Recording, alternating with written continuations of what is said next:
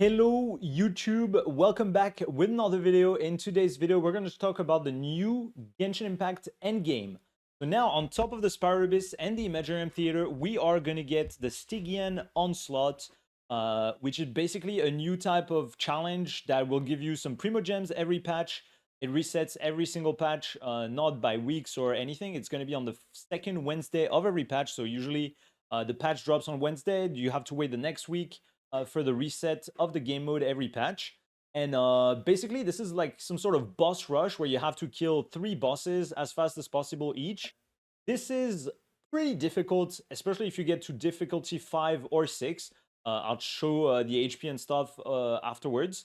But overall, I think it's okay. It's not like the best endgame I would say that they could have come up with. It's basically a harder Spiral Abyss where you have to be a bit faster and you have a bit more restrictions, especially regarding the bosses and stuff. And the HP, especially on Div 5 and 6, is pretty high. But yeah, hopefully in this video, I can give you as many tips as possible to perform as best as possible. It is pretty restrictive. There's not like a lot of things that you can influence to improve your result in this game, in this event. But I would say there's still a few things. There's different teams that can work for each side. So I'll go over that, give you some gameplay tips a little bit. And yeah, let's do it. So first, I just want to point out that someone actually managed to clear the Div 6 with C0 characters, C0 5 stars, and C6 4 stars. They were using some 5-star weapons, of course, and they were playing very, very well. I will put their name on the screen and put the link to their video as well in the description because I think it's a really, really insane performance. The bosses have like 10 million HP, 15 million HP even. So it's really hard to deal enough damage unless you play very well and you have the perfect team, which they did. Personally, I could not do it with C0 characters, so I will show you how it works. But yeah, so really insane performance. It is doable. You need a lot of investment, very good builds, 5-star weapon, and peak gameplay, but it is doable. So this game mode, as I said, has 6 different difficulties. So normal, advancing, hard, menacing, and fearless. And then once you clear the fearless, you can go in dire. Up to difficulty menacing, difficulty 4, I would say it's obtainable by the majority of the players that have been playing for a while. Of course, like if you just started, you will not be able to get to difficulty 4 or even 5 anytime soon. But the Primo Gems are pretty easy to get on hard difficulty. The boss doesn't have that much HP. It's really, really easy. I cleared it with 4 stars only, and I was like really, really far ahead. This event and this game mode can let you farm artifacts as well, and it's actually a better way to farm artifacts than going into an artifact domain. Basically, what happens is that when you clear one boss, you can claim some artifacts with your resin exactly the same way as an artifact domain. You can choose any artifact that you want. But there's an extra thing that when you spend 120 resin, you will gain an extra artifact after the next clear. So every time you spend 120 energy in this event, you will gain an extra 5-star artifact when you claim your artifacts. And once you spend 1,200, you will gain an extra Dust of Enlightenment that you can claim here. You have 10 days to do that at the moment. I don't know if it resets every 10 days or you will have to wait for the next in the 10 days after the challenge. Oh, it's only for the first 10 days of the challenge. After that, you can't claim it anymore. So you have to make sure you spend that amount of resources in the first 10 days of the event. And yeah, so that's a nice way of farming artifacts, at least for the first 10 days. You will gain more rewards than the average artifact domain, so it's much better. So make sure you do that. And in terms of rewards, you can see difficulty 1, 2, 3, you will gain 150 primos per difficulty. Really easy, realistically, like anyone can do it almost, as I said earlier. And then difficulty 4 and 5, you will gain another Dust of Enlightenment to re-roll your artifacts. So most people will start struggling in Div 4, Div 5, but it's not as important as losing Primo Gems, I would say. Like, you're not losing anything absolutely mandatory for your account, and it's not ruining your account at all. So yeah, I would say like not clearing Div 4 and 5 is not the end of the world. You're missing a little bit of Mora and XP, and then those feathers, they're nice. Of course, you want to reroll, but it's not like the end of the world. And then Div 6, if you manage to clear Div 6 with on time, so within the 2 minutes for each boss, you will gain some temporary skins for weapons. So they only last for the whole rotation of the events. You see 41 days. And after that, you'll have to re-clear difficulty 6 to be able to claim those skins again. I don't know if they're going to change or not. I don't look at leaks or anything, so I have no idea. But yeah, basically you get those 5-star weapon skins, or 4-star. I mean, it works on any weapon that you can equip on your character. And if you clear the difficulty 6 within 180 seconds total, so all 3 bosses within 3 minutes in total, you gain those 5-star skins that are basically the same as the 4 stars, but glowing a little bit more. Nothing crazy, but they look nice on a lot of different characters. But it's not like mandatory, and you're not really missing anything. So difficulty 6 is really well territory if you're not like super insane gameplay and builds, as I said earlier. So the bosses for this rotations, on the first chamber, you will have the Hydro Tulpa. Same as usual, deals a lot of Hydro damage, infused with Hydro permanently, so it's immune to Hydro damage. And then after a while, it's gonna spawn some, it's gonna have a shield as well that you have to break, otherwise it's gonna one-shot you, basically. And it's also gonna spawn those half Tulpas that you want to break before it absorbs them. In this stage specifically, you really want to use Cryo to destroy those half Tulpas, unless you have enough damage to one-shot them or kill them fast. Pyro application and Dendro application, which is usually pretty good, or even Electro, is going to be a little bit slow this time around, so you really want to bring Cryo. I will show you a little bit after. As you can see, starting Phyllis difficulty, if you're not able to break the shield of the Tulpa, it will literally one-shot the character that is currently on the field. You can't dodge it, you can't iframe it, it's an insta-kill, so you really want to be able to break that shield to be able to pass this one. So yeah, just keep that in mind. I will go over the characters that can do it, the teams, etc. But yeah, just explaining the mechanic. After that, we got the Lava Dragon statue on the second phase, on the second chamber. So here, same as the Abyss, it has the Pyro Shield that you want to, the Pyro Gauge that you want to fill as fast as possible with Pyro Application. Burning is a very good option for this. Overload teams are going to work very well as well. The shield is a bit stronger than the one that we had in Abyss, so it's going to be a bit slower in general. And then yeah, if you don't fill that gauge, it's going to have a ton of resistance, a ton of it's basically not going to take any damage. So you really want to be able to bring enough pyro and pyro application to get that shield. If you bring Hydro and Cryo, it will basically cancel this gauge, so it will keep the resistance, and you basically cannot bring Hydro and Cryo here unless you have a lot of pyro on the side, and then you just wait for when the boss is down to deal damage. But it's really not the best play, especially with this event where you don't have a lot of time. And then finally, the same boss as we currently have in the Spyro Abyss, the Secret Source Automaton Overseer device. Here, you basically want as much cryo as possible. Skirk, of course, Escoffier are going to be great. Yaka can work just fine, especially for Div 5. So yeah, a lot of cryo, otherwise it's going to have a lot of resistance. It's going to deal a lot of damage. And Nalan characters can work, but not really in this game mode, because the boss will still have a decent amount of resistance, and especially going to deal a ton of damage, basically one-shotting your character like very easily. So you don't really want Natlan, you don't really want anything other than Cryo. You can bring Pyro DPS with Cryo characters, but freeze teams are going to be the best options for this boss in general. In terms of HP, in difficulty 3, monsters, the bosses have like 1 million HP, something like that. So it's nothing crazy, especially since you can perma-vape on the Tulpa. You will get a lot of damage with your Shangling or any Pyro DPS. The second boss, you can break the shield pretty fast. If you have Cryo for the last one, it's going to be also very fast with like Kaya, Rosaria, stuff like that. So it's really not that hard on difficulty 3. Also, one thing to keep in mind is that in difficulty 3, up to difficulty 3, you can use the same team for every room. So you can I can just reuse the same team that I use for the Tulpa or whatever. So that's why it's not as difficult. You only need one team. Starting difficulty 4, though, you will need to use 3 different teams. So giving Favonius to your characters will be very important to get enough energy in general in this game mode, because since you start with no energy on your characters, you really want to funnel your energy as fast as possible, not waste too much time trying to get your burst. So having enough energy is going to be crucial, way more than having like perfect build or perfect crit stats or whatever. The energy is going to be really, really important, especially for Div 5 and Div 6. I will just show you real quick how fast it goes with 4 stars only. The main problem with this event and then this game mode is that you start with no energy. As you can see here, I really need to get the energy on my characters as soon as possible. Otherwise, I will literally not be able to deal damage. But also, as you can see here, on this boss, you don't need to deal that much damage. Like, I literally did nothing so far, and the boss is already pretty low on HP. So here you see my Shangling literally destroys this guy. Everyone is on 3-star, 4-star weapons.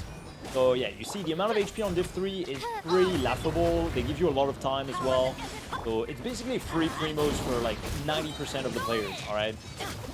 It's basically free primos from 90% of the players. I won't show you the other bosses, but as you can see here, I cleared in 50 seconds, 57 seconds. And they give you basically 5 minutes per boss here. So, and then you can claim your rewards, 20 resin, and they give you some artifacts. And then it build up that energy spent on the top left to get bonus artifact. I got... What the... Let's go! No! No! Even off stream, no luck. No way, that's crazy. Wait, do I reroll this with a feather? Maybe I'll reroll that with a feather, honestly. What the... Nah, that's crazy. That is... Oh, I had this, actually. Nah, that's insane, actually. Oh, wow. That is so sad. Well, maybe I'll reroll it. We'll see. I'll let you know. If you want to see that, probably do it on stream tomorrow, so... Or on the weekend, so... Feel free to join. Yeah, Div 3 pretty easy. Like, most players will be able to reach that.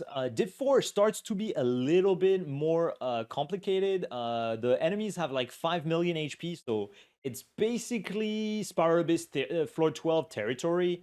I mean, it is basically Spiral Abyss floor 12 in terms of amount of HP, if I'm correct. Yeah, so it's basically the same amount of HP as the current Spiral Abyss on the Overseer, slightly higher, but you have 2 minutes to clear the stage, so it's really not that bad. Like here, I can show you, for example, with a C0 Kinich, it's gonna be not too difficult. C0 enemy as well.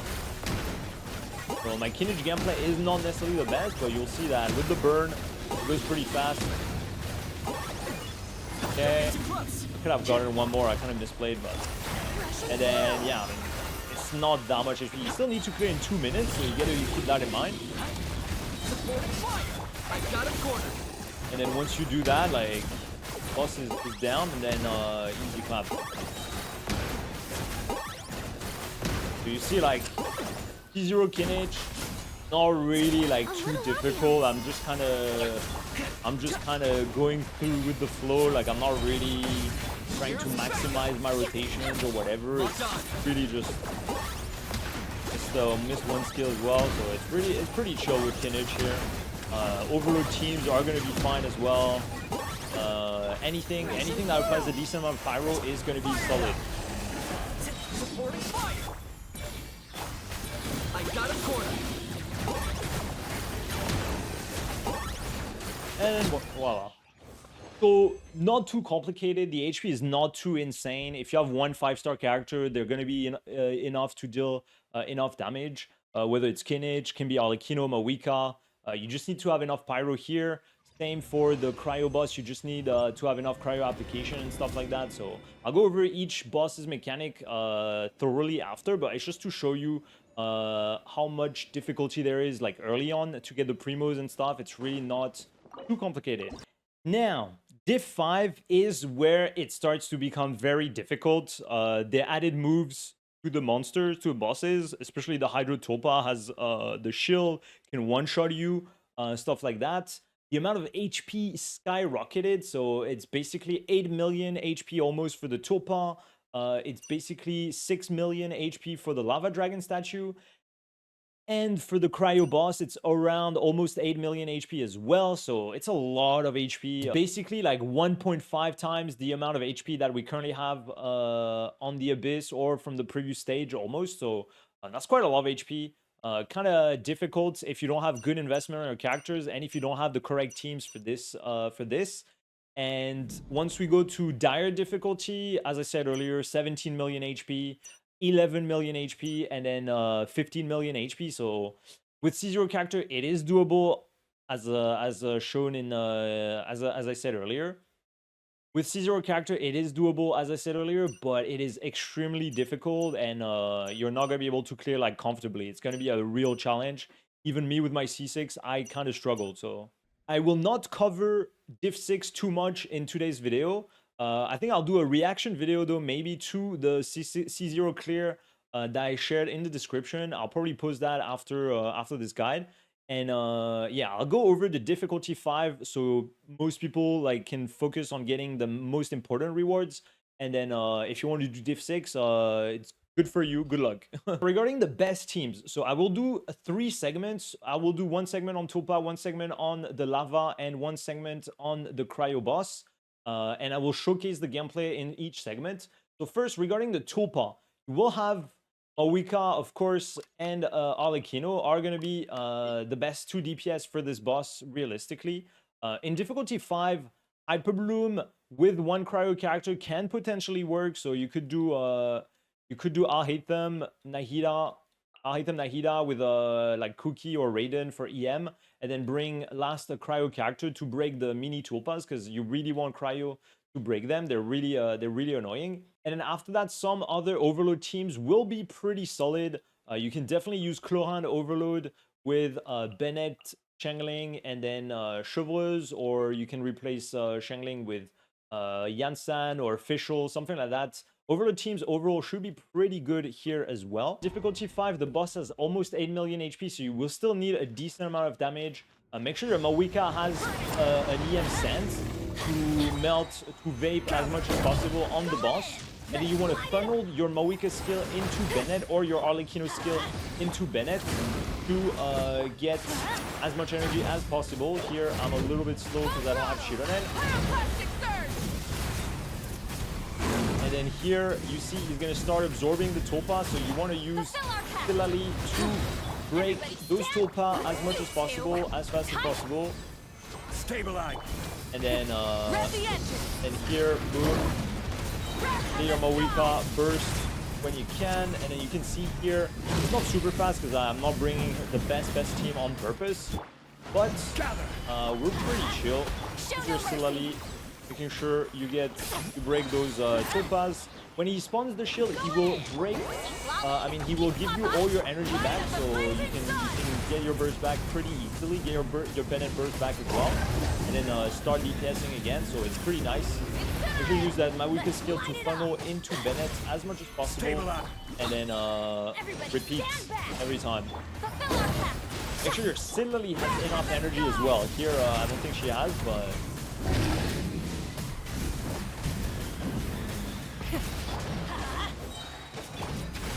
That's pretty much it here. C0, R1, Mawika was decently fast, not even the best team, so...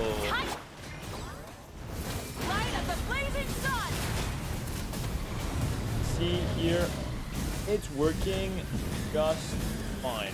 Not the fastest, but... Bennett burst again. Boom. And that was fine. That was fine, honestly. One thing that you can change as well in this team is that you can put your Silali on Instructor. In case you don't know, Instructor gives you extra EM to your team once your character that holds the set trigger a reaction. So 120 EM for your Mawika is going to be massive, a lot of extra damage.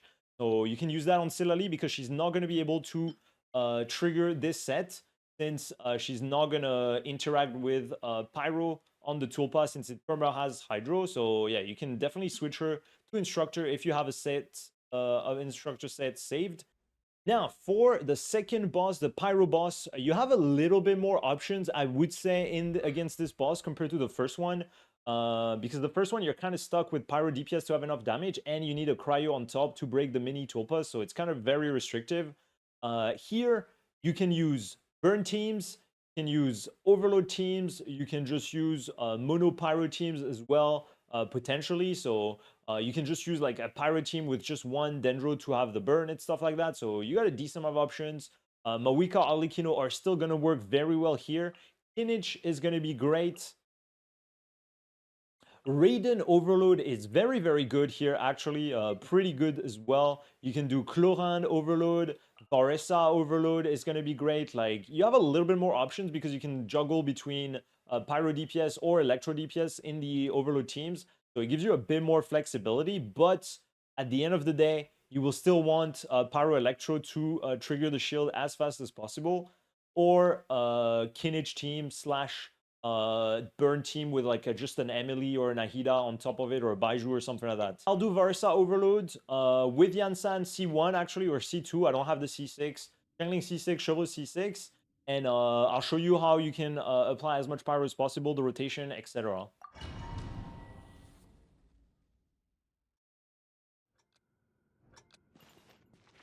So here, initially, you will want to apply Electro just to proc the Overload here. Use Chevreuse, funnel the Chevreuse skill into the Shangling to make sure she gets all her energy. You can do that a little bit. Make sure you funnel as much energy in Shangling as possible. If she's on Favonius, it's even better. Here she's not, so I kind of messed up. I forgot to switch the weapon. But yeah, you can do that. Boom. You break the shield quite fast with Shangling, and then Overload also apply a Pyro, is considered Pyro application on the shield. And then once the shield is broken, we deal way more damage. So we repeat, we rotate with Chevreuse and into Shangling to funnel as much energy as possible. Use your Yansen skill burst, and then your Varisa can still DPS even if the full shield is not broken, the second one. You can still deal very good damage, as you can see here. So it is pretty chill. And here, boom. And then we can repeat. Channeling energy. Yansan skill burst. And the goal with this boss is to destroy the shield as fast as possible. That's basically it. That's really basically it. There's not really anything else to do. I mean, you still want good damage, of course, when the shield is down. But destroying the shield fast is going to let you deal as much damage as possible, the fastest possible. Oh, I misplayed a little bit here, but it's fine. We're waiting for the shield, and here we go. So Burn is going to apply a lot of Pyro very fast. It's going to be the best to break the shield super fast. So even if you don't have Kinich, you can also just bring, as I said, Emily or Nahida or another Dendro like Yao Yao or whatever to break the shield as fast as possible, even if you don't have the perfect characters. And then finally, for the last boss, the Automaton, Overseer, whatever, basically here you're kind of stuck with Cryo. You could technically use Mawika or something like that, but as I said earlier, the mechanic where it's still gonna have around 50% extra resistance with that 8 million HP, plus you have to wait a little bit to proc that phase. It's gonna take a lot of time. You're gonna waste a lot of time, and it's really not the most optimal. So I would highly recommend bring Ganyu, Ayaka, Skirk.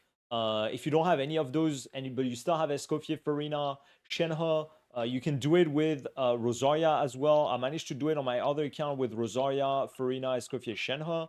So this team can potentially work. You need a decent amount of investment, but it is doable. And then after that, I tried Nervi, but basically what happened with this boss right now in this stage, that they increased the amount of cryo application you need compared to the one in Abyss. Initially, you needed 0.8 seconds cryo application. So every 0.8 seconds, you needed to apply cryo to be able to cancel the gauge. And now it's 0.6, so you have to apply even faster cryo application, which makes it much harder and forces you to have double cryo at least, and still double cryo that has somewhat decent cryo application. So it's pretty restrictive. It is pretty restrictive. So you really want at least Ganyu, Ayaka, or Skirk to be consistent. Risley is also pretty good, of course. You can definitely do Risley on this floor. And then after that, you're kind of cooked. So just like in the Abyss, you can see at the start, it's going to do the attack that spawns the gauge. It's going to start spinning with those lasers. And every time you apply cryo, you can see that the gauge is filling back up. I mean, like backwards. So you want to apply as much cryo as possible. And it's also going to give you a decent amount of energy sometimes. I think when you refill the gauge for the first time, like clear the gauge for the first time. So this is pretty nice. And after that, you just want to do your rotation, and the boss is basically AFK. The boss is basically AFK for a while, and you can see it is not too bad if you have a... I mean, of course, here I have the premium team, and Farina has some consolation. And you can see here, if you bring some Natlan characters, so what happens when you bring some Natlan characters is the boss is gonna light up quite a bit. And after you spend a lot of Night Soul energy from your Natlan characters, or when you spend a lot of time on your Night Soul burst with your Natlan characters, it's going to gain a lot of resistance and start dealing a lot of damage, which you really don't want. And also, it takes some time to get into that state. So it means there's going to be like 10-15 seconds where the boss takes basically 0 damage. And after that, on top of that, it still takes lower damage and deals more damage. So it's really not the best option to bring Natlan characters. One thing to keep in mind, as I said earlier, is that the Primo Gems are really easy to get. You can co-op with friends up to difficulty 4. So you can get those 450 Primo Gems plus at least 1 feather basically for free. You can just find someone with a C6 character or something, and then they can just carry you in this mode. So up to difficulty 4, it's really easy. You don't need to worry too much.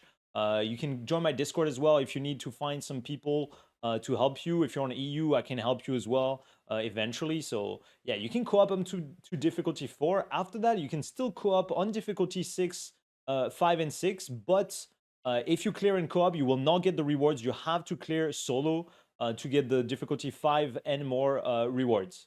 Now, I think that's basically it for me regarding this Stygian Onslaught event. I think like it's pretty restrictive, as you saw. Like, you don't have a lot of team options for the first boss and the third boss mainly. Second boss, like you can mix between Pyro and Electro, so it's kind of fine, I guess. But overall, it's really restrictive. You don't have a lot of options. And yeah, Div 6 is well territory basically, unless you have perfect builds, perfect gameplay. It's basically impossible for anyone, for probably 99% of the player base to get the Div 6. And Div 5 is kind of hard as well. But I hope with the tips that I showed you, the team recommendations, the few tricks here and there that I showed you, you will be able to clear. Let me know if you have any more questions in the comments. Feel free to join the Discord. I'm not going to do viewers here for Stygian Onslaught because I feel like, yeah, as I said, like if you don't have the character, it's kind of hard. It's kind of almost impossible. So we'll see. But yeah, if you still need help, if you have any questions, feel free to join the Discord, drop a comment, subscribe. And yeah, I'll see you on the next video. Bye-bye.